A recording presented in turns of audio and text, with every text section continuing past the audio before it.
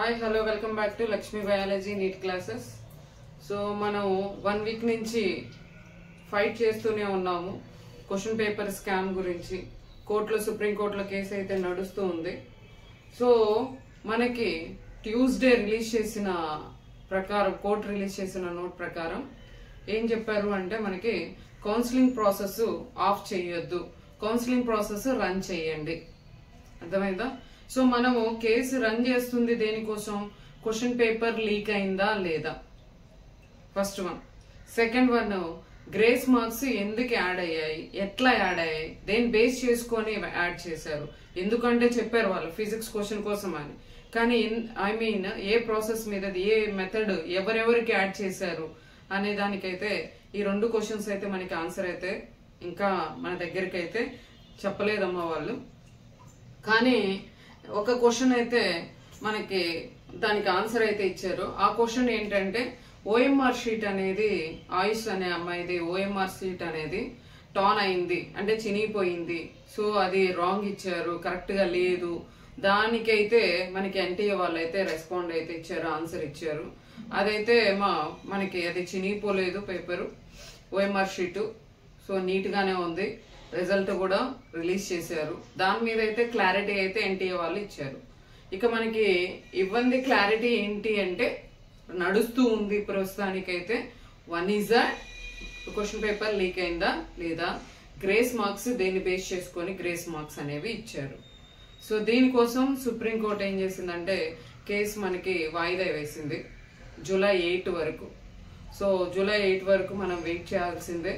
దాని మీద అయితే ఫైట్ అయితే రన్ అవుతూనే ఉంది.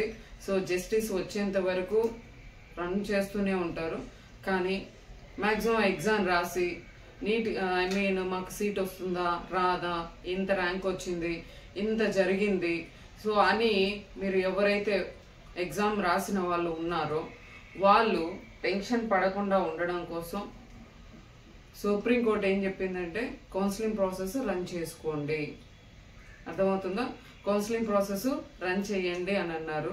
సో మరి కౌన్సిలింగ్ ప్రాసెస్ ఆఫ్ చేయడానికి వాళ్ళు ఒప్పుకోవట్లేదు సుప్రీంకోర్టు అయితే. ఇదైతే మీకు నోట్ అయితే రిలీజ్ అయింది. సో దాని గురించి మీరు చాలా మంది కొన్ని డౌట్స్ అనేది అయితే అరైజ్ అయ్యి ఉంటాయి.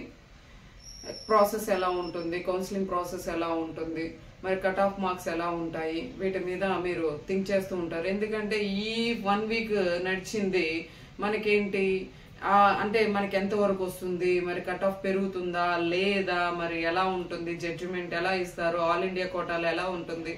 సో నా హంబుల్ రిక్వెస్ట్ ఏంటంటే నాన్న, కౌన్సిలింగ్ ప్రాసెస్ రన్ అవుతే అంతలోపు డెఫినెట్ గా మీరు ఎయిమ్స్ కి అయితే కొంచెం, అంటే నా పర్సనల్ గా నేను చెప్తున్నాను, ఇయర్ అయితే కట్ ఆఫ్ అయితే కొంచెం ఎక్కువగానే ఉంటుంది, కాంపిటీషన్ ఉంటుంది. ఆల్ ఇండియా కేటగిరీ మాత్రం కొంచెం చూస్ చేసుకోకుండా మీరు లోకల్ కాలేజెస్ లోనే చూస్ చేసుకుంటే బెటర్ అని అనిపిస్తుంది నాకైతే. ఎందుకంటే మనకి నార్త్ సైడ్ చాలా ఇష్యూస్ జరిగాయి. మన ఆంధ్రాలో అయితే, తెలంగాణ అయితే అంత ఇష్యూస్ అయితే ఏమీ జరగలేదు. కాబట్టి నేనేమనుకుంటున్నానంటే ఇక్కడ చూస్ చేసుకుంటే మీకు హ్యాపీగా మీ లైఫ్ ని లీడ్ చేస్తారేమో అని నా పర్సనల్ గా నేను చెప్తుంది. లేదు మేము లాంగ్గా వెళ్తాము, ట్రై చేస్తాము అంటే ఏంటంటే, అంతకు ముందు మనకి 550 వచ్చినా కూడా ఆంధ్రాలో సీట్ రావడానికి అవకాశం అయితే ఉంది. ఇప్పుడు 550 వచ్చిన వాళ్ళకు కూడా ఏ సీట్ వస్తుందా, ఆల్ ఇండియా సీట్ వస్తుందా రాదా అన్న డౌట్ లో డైలమాలు అయితే పడిపోయాం. అవునా? సో ఎందుకు నేను చెప్తా అంటే మిమ్మల్ని డిసప్పాయింట్ చేయడానికి అయితే నేను చెప్పట్లేదమ్మా. అంటే మీకోసమే నేను చెప్తున్నాను. కాబట్టి నేనేమంటున్నానంటే మన లోకల్ గానే మనం చూసుకుంటే, ఏయూ వాళ్ళైతే ఏయూ, ఎస్యూ వాళ్ళైతే ఎస్యూ, లేదు మేము తెలంగాణ చూస్ చేసుకుంటాం అంటే Telangana. It's a depend on your score నాన్న, it's a depend on your score. అయితే దానికోసం అని మీరు డిసప్పాయింట్ అయితే అవ్వద్దు, దేనికోసం మీరు డిసప్పాయింట్ అయితే అవ్వద్దు. అంటే మీకు వచ్చిన స్కోర్ను బట్టి, ర్యాంక్ను బట్టి మీరు డెఫినెట్ గా మీరు ఏ కాలేజ్ చూస్ చేసుకోవాలో మీకు తెలుసు. నేను ఆల్రెడీ మీకోసం కౌన్సిలింగ్ ప్రాసెస్ గురించి అయితే ఒక వీడియోలు అయితే చేశాను. తెలంగాణ కౌన్సిలింగ్ ప్రాసెస్ చేశాను, అలాగే ఏపీ కౌన్సిలింగ్ ప్రాసెస్ అయితే చేశాను, 2 చేశాను. నెక్స్ట్ కట్ ఆఫ్ మార్క్ అయితే కొంచెం ఈ ఇయర్ అయితే మీకు కాంపిటీషన్ అయితే ఉంటుంది, ఓకేనా? కానీ మీరైతే ఇంకే టెన్షన్స్ తీసుకోకుండా డెఫినెట్ గా, లేదు ఇంకా కొంతమంది ఉంటారు డ్రాప్ అవ్వాలి అనుకున్న వాళ్ళు, లేదు మిడిల్ డ్రాప్ అవ్వాలనుకున్న వాళ్ళు డ్రాప్ అవ్వాల్సిన అవసరం లేదమ్మా. డ్రాప్ ఎందుకు అవ్వాలి?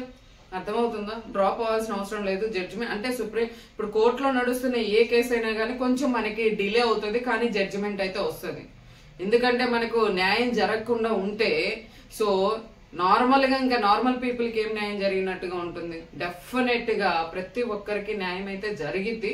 కాకపోతే ఏంటంటే కేసు నడుస్తూ ఉంటుంది కాబట్టి అటు సైడ్ వాదిస్తున్నారు, ఇటు సైడ్ వాదిస్తున్నారు కాబట్టి టూ సైడ్స్ మనకి వాదనలు జరుగుతూ ఉన్నప్పుడు కంపల్సరీగా కొంచెం డిలే అవుతుంది అంతే. దానికోసం అని మేము మిడిల్ డ్రాప్ అవ్వాలి, ఎవరైతే 2025 ఆస్పిరెంట్స్ ఉన్నారో వాళ్ళు మేము మిడిల్ డ్రాప్ అవ్వాలి అన్న హోప్ అయితే పెట్టుకోవాల్సిన అవసరం అయితే లేదు. కంటిన్యూ అయితే చేయొచ్చు. ఎందుకంటే డాక్టర్ అన్నది మీరు చనిపోయేంత వరకు మీ వెనక, మీ పేరు వెనక ఉంటది నాన్న. ఏ కోర్సు చదివినా చదవకపోయినా దానికి ఉంటుందో లేదో తెలియదు, కానీ మీరు డెఫినెట్ గా మీ పేరు రాసినప్పుడు డెఫినెట్ గా మీకేముంటుంది? డాక్టర్ అని మెన్షన్ చేస్తారు నాన్న. డాక్టర్ కున్న క్రెడిట్, డాక్టర్ కున్న ప్రొఫెషన్ కి సంబంధించినంత వాల్యూ ఇంకా దేనికి ఉండదు అని అయితే నేనైతే ఎక్స్పెక్ట్ చేస్తున్నాను. మిడిల్ డ్రాప్ ఇలాంటివి ఏమి ఆలోచించాల్సిన అవసరం లేదు. లేదు స్కోర్ తక్కువ వచ్చింది ఇయర్ అనుకుంటే నెక్స్ట్ ఇయర్ అయినా మీరు ఎగ్జామ్ రాయొచ్చు. మరి నెక్స్ట్ ఇయర్ కూడా అలా జరుగుతుంది అంటే లేదమ్మా, ఒకసారి మిస్టేక్ జరిగినప్పుడు రెండోసారి మిస్టేక్ జరగదనుకుంటా ఎవరైనా కానీ. కంపల్సరీగా మనకి న్యాయం అయితే జరుగుతుంది కదా, రియలైజ్ అవుతారనుకుంటా, అవునా? సో ఐ హోప్ దట్ మీకు ఈ వీడియో అయితే మీకు హెల్ప్ఫుల్ గా ఉంటుందని అయితే నేనైతే అనుకుంటున్నాను. Okay, bye.